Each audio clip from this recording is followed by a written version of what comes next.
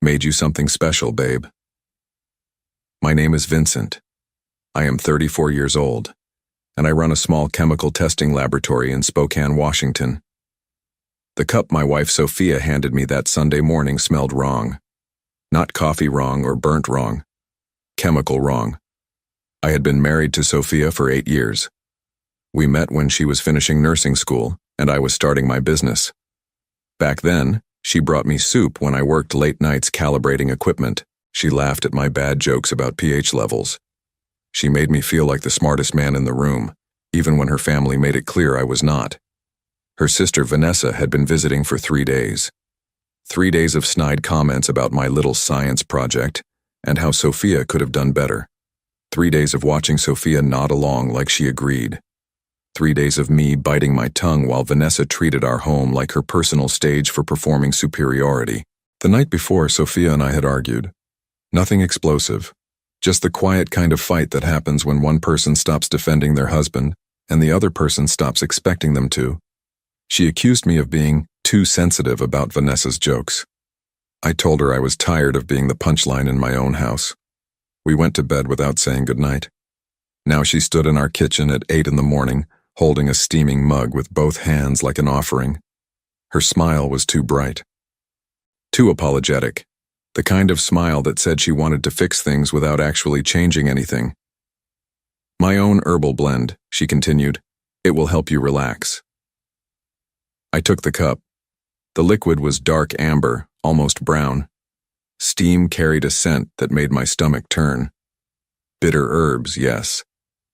But underneath that, something medicinal. Something that reminded me of the industrial solvents I used to clean lab equipment. Sophia watched my face carefully. Too carefully. Smell strong, I said. Good strong, she replied. From the living room, I could hear Vanessa on the phone with someone, probably our mother-in-law, probably complaining about the guest room towels or the water pressure, or how I loaded the dishwasher wrong. Her voice carried that particular tone she used when she wanted everyone to know she was suffering through my inadequacy. I raised the cup toward my lips and stopped. Something in Sophia's expression flickered. Anticipation, maybe, or curiosity about what would happen next. "You're awesome," I said, and kissed her cheek. But I did not drink the tea. I built my laboratory from nothing. 5 years of community college chemistry courses while working construction. Another 3 years saving every dollar to lease a small building on the industrial side of town. Equipment bought piece by piece from bankruptcy auctions.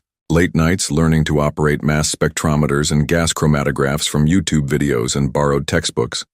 The business started with soil testing for local contractors. Simple work, checking for contamination before construction projects. But word spread. Soon I was analyzing water samples for the city, testing products for small manufacturers, even helping law enforcement with evidence analysis. Nothing glamorous, just honest work that required precision and patience. Sophia used to brag about my work. She would tell her nursing colleagues about the time I identified a bacterial contamination that saved a daycare center from a lawsuit, or how I helped a farmer prove his well water was being polluted by an upstream factory. She called me her scientist husband with genuine pride. That pride had been fading for 2 years, ever since Vanessa moved back to Washington after her divorce and started spending every holiday, every birthday, every random weekend at our house. Vanessa worked in pharmaceutical sales. She drove a leased BMW and wore designer clothes and spoke about real science happening at major corporations. She made my small laboratory sound like a hobby. At first, Sophia defended me.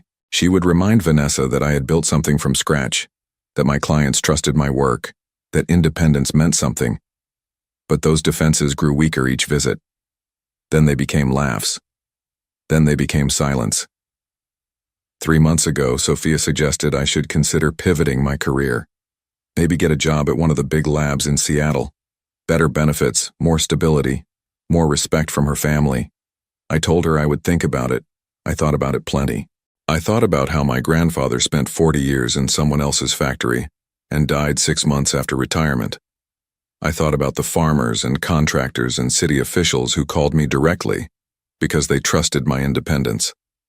I thought about the satisfaction of solving problems with my own hands and my own brain.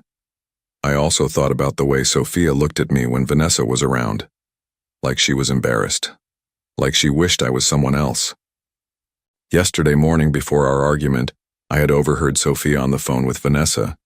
They were discussing my stubbornness about keeping the lab. Sophia said maybe I needed something to help me see things more clearly. Vanessa laughed and said she knew exactly what Sophia meant. At the time, I thought they were talking about couples therapy. Now, holding this strange-smelling tea, I wondered if they had been talking about something else entirely. Vanessa walked into the kitchen carrying her phone and a look of practiced annoyance. She had been complaining to someone about the coffee maker, which apparently did not froth milk to her specifications. She set her phone on the counter and reached for the cup sitting next to mine. "Finally," she said, "something that smells decent in this house." I watched Sophia's face go pale. "Vanessa, wait," Sophia started.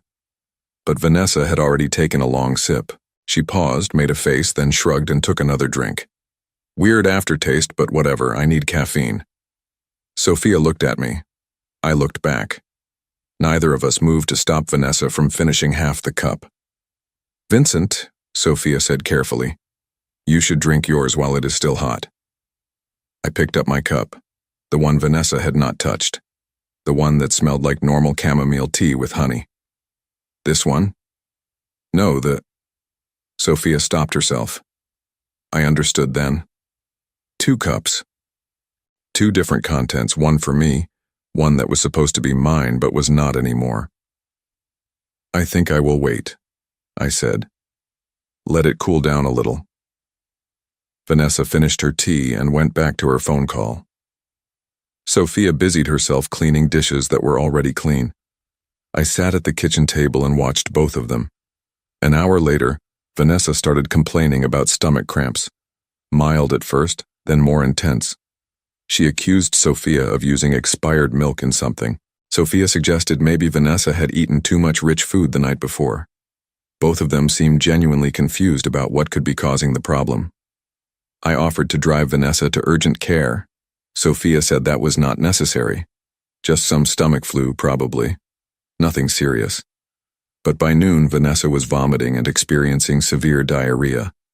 She was pale and shaky and demanding that someone call a doctor. Sophia was pacing the house, wringing her hands, saying she could not understand what was happening. I could understand perfectly. While Sophia helped Vanessa to the guest bathroom for the 4th time, I carefully poured the remaining contents of my cup into a clean sample vial. Then I washed the cup thoroughly and put it in the dishwasher. By evening, Vanessa was stable but exhausted.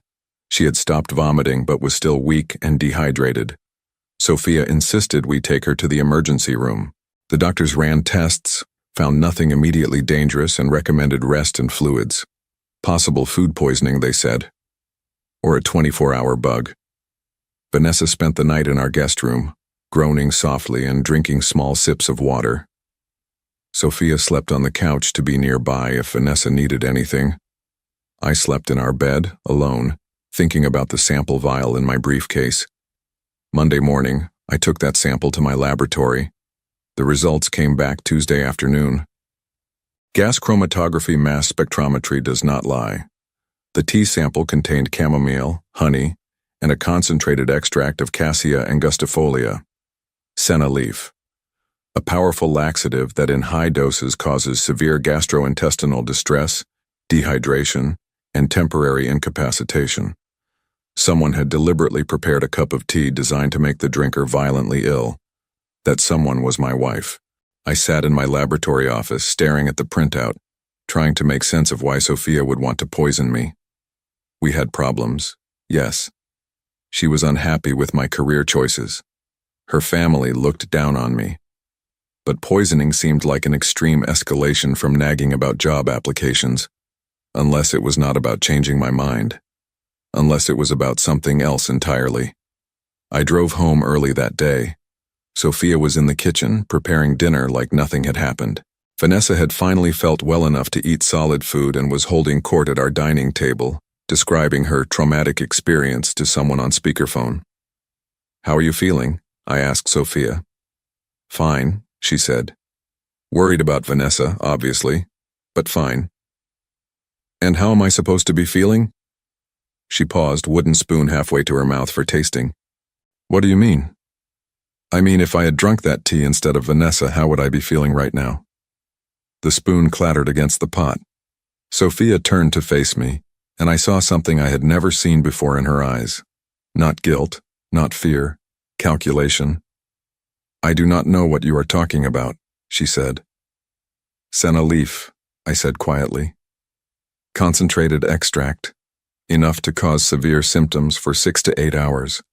Enough to require medical attention. Her face went completely blank. I have no idea what that is. It is what was in my tea. The tea you specifically made for me. The tea that Vanessa drank by mistake. You are being paranoid. I am being scientific.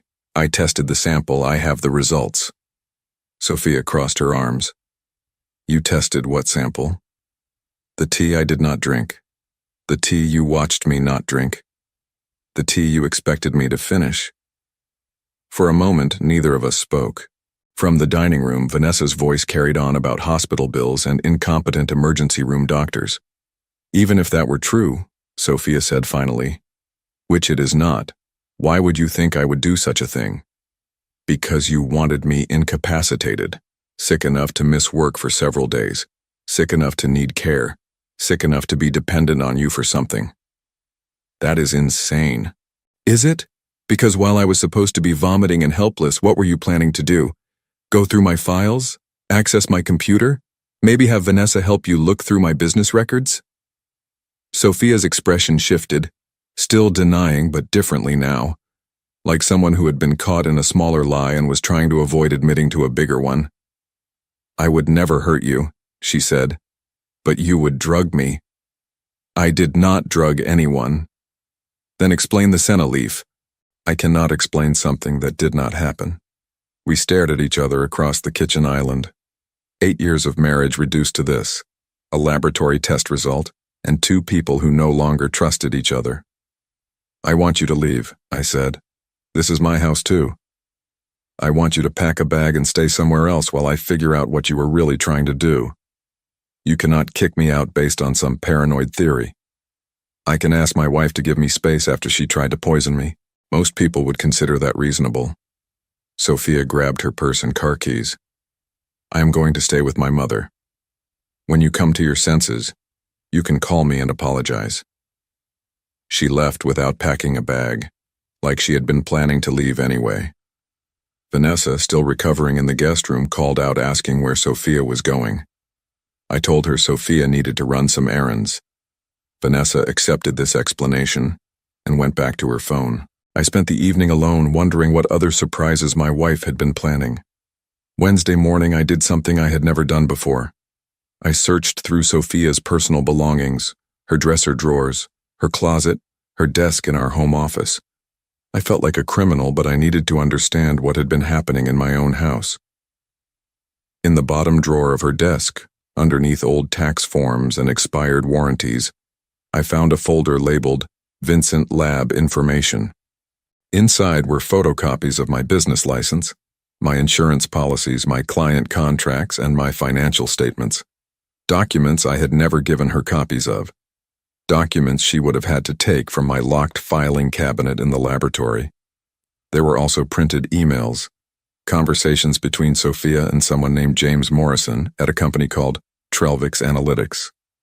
The subject lines were variations of acquisition opportunity and small lab consolidation. I read every email twice. James Morrison worked in business development. His company specialized in buying small independent laboratories and incorporating them into larger networks. They offered competitive packages to lab owners who wanted to transition out of the stress of independent operation. Sophia had been providing him with detailed information about my business, client lists, revenue figures, equipment inventories, location details. She had even included photographs of my laboratory interior and copies of my most recent profit and loss statements. In return, James had been coaching her on how to encourage me to consider selling. He suggested creating situational pressure that would make independence seem less attractive. He recommended having family members express concerns about my financial stability. He even provided talking points about the benefits of working for a larger organization. The most recent email was dated last Friday, 3 days before Sophia made me the tea. James, if he remains resistant to logical arguments, you may need to create a situation where he feels vulnerable or dependent. Nothing harmful, obviously, but something that demonstrates how difficult it is to manage everything on his own. Sometimes people need to experience their limitations before they can accept help. Sophia, I understand. I think I know how to handle this. James.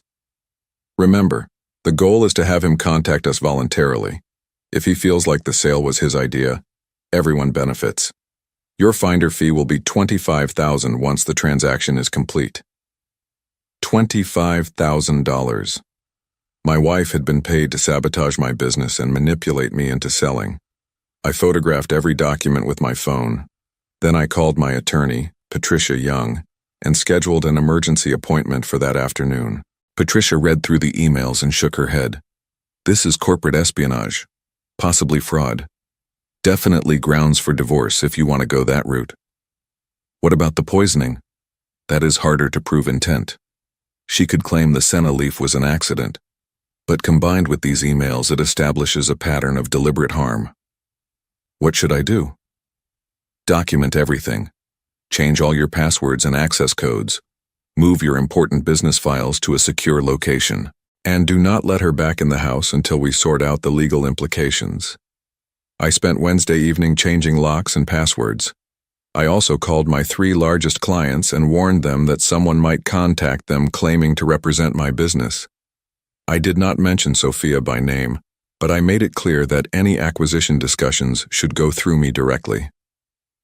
Thursday morning, Vanessa finally felt well enough to leave. She hugged me goodbye and thanked me for taking such good care of her during her food poisoning. She also mentioned that she hoped Sophia and I could work out our communication issues. I smiled and told her I was confident everything would be resolved soon. After Vanessa left, I sat in my empty house and planned what to do next. Friday morning, I called James Morrison at Trelvix Analytics. Mr. Morrison, this is Vincent Hayes. I understand you have been interested in my laboratory. There was a pause. Mr. Hayes. Yes, I have been hoping to speak with you. Your wife mentioned you might be open to discussing a potential partnership. She mentioned that, did she? She indicated you were considering your options, looking for ways to reduce the stress of independent operation. Well, she was right about the stress. Running a small business can be overwhelming, especially when you cannot trust the people closest to you. Another pause. I am sorry to hear that. Business relationships can be challenging. Personal relationships too, but I am calling because I think it is time we had a direct conversation about your interest in my company. Excellent. I would be happy to arrange a meeting. Are you available early next week? Actually, I was thinking we should meet today, this afternoon if possible. I am eager to move forward quickly. That seems rather sudden. My wife made it clear that time is a factor. Something about demonstrating my limitations and creating situational pressure. You know how these things work. The line went completely quiet. Mr. Morrison, are you still there? Yes, I am here. I think there may be some confusion about my conversations with your wife. No confusion at all. I read the emails, every one of them, including the parts about my finder fee and helping me experience my vulnerabilities. Mr. Hayes, I think you may have misunderstood. I understood perfectly. You paid my wife to sabotage my business and manipulate me into selling. You coached her on creating pressure situations. You even suggested she make me feel dependent and vulnerable. That is not exactly. The question now is whether you want to deal with me directly, or whether you would prefer to explain your business practices to the state attorney general. Corporate espionage is a serious crime in Washington. James cleared his throat. Perhaps we should discuss this in person. I think that would be wise. We arranged to meet at 2 o'clock at a coffee shop downtown. I spent the morning preparing. I printed copies of all the emails and Sophia's business records theft. I also prepared a written statement detailing the poisoning incident and its connection to the acquisition scheme. At 2 o'clock sharp, James Morrison walked into the coffee shop. He was younger than I had expected, maybe 30, wearing an expensive suit and carrying a leather briefcase. He looked nervous. "Mr. Hayes?" "Vincent, please sit down." He sat across from me and immediately started talking. "I want to clarify that Trellvix Analytics operates completely within legal boundaries. We acquire businesses through legitimate negotiations. We do not engage in industrial espionage or encourage illegal activities." "Interesting, because I have documentation suggesting otherwise." I slid a folder across the table. James opened it and read for several minutes. His face grew paler with each page. "These emails were taken out of context," he said finally. "Which context makes corporate espionage legal? We never instructed your wife to break any laws. You instructed her to steal my business records and manipulate me into a vulnerable state. In most jurisdictions, that qualifies as fraud and conspiracy." James closed the folder. "What do you want?" "I want you to stay away from my business. I want you to cease all contact with my wife. And I want you to understand that if I hear about Trellvix targeting any other small lab owners in this region, I will make sure the appropriate authorities know about your methods. And in return? In return, I do not file criminal charges today." James stood up. "This conversation never happened. On the contrary, this conversation is why nothing else will happen." He left without saying goodbye. Monday morning, Sophia came home. She walked into our kitchen like she had never left, poured herself coffee, and sat at the table where she had tried to poison me 8 days earlier. "I think we need to talk," she said. "I think we already talked enough." I placed the folder of emails on the table between us. Sophia glanced at it but did not touch it. "Those are private communications," she said, "between you and James Morrison, about selling my business for $25,000. She opened the folder and flipped through the pages. No surprise on her face, no shame, just calculation. "You went through my personal belongings. You went through my business files. You photographed my laboratory. You copied my client contracts. You stole 8 years of my work and tried to sell it to strangers. I was trying to help you. By poisoning me? I never poisoned anyone. Senna leaf extract, concentrated enough to cause severe gastrointestinal distress, designed to make me sick and dependent and vulnerable, just like James suggested." Sophia closed the folder. "You cannot prove intent. I can prove conspiracy, corporate espionage, theft of business documents, and attempted assault with a dangerous substance. No prosecutor would take that case. Maybe not, but the state licensing board would be very interested.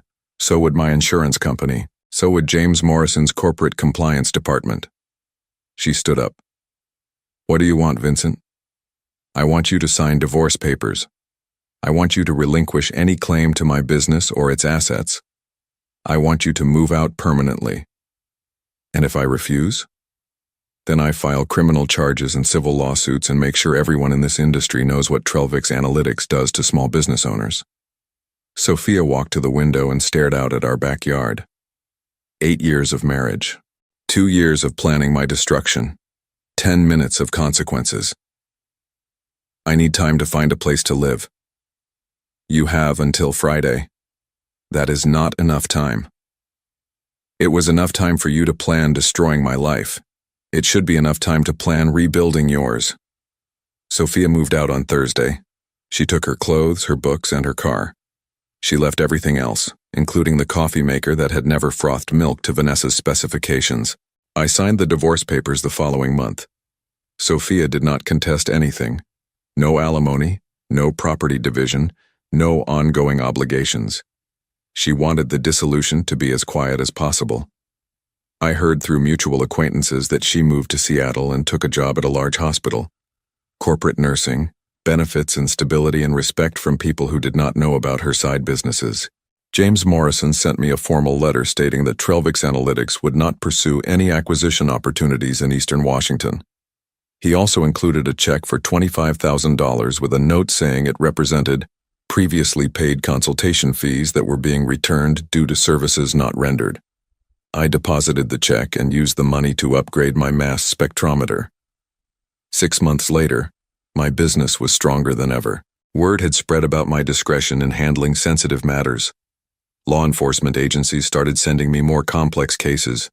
A pharmaceutical company hired me to verify the purity of their raw materials. I was busier than I had ever been. On a quiet Sunday morning in March, I made myself coffee and sat in my kitchen, the same kitchen where Sophia had handed me poisoned tea and smiled like she was doing me a favor, the same table where I had confronted her with the evidence of her betrayal. I thought about trust in marriage and the price of independence. I thought about how close I had come to drinking that tea, and how differently everything might have ended. But mostly I thought about how good it felt to wake up in a house where no one was planning to destroy me. Sometimes the best revenge is simply refusing to be a victim.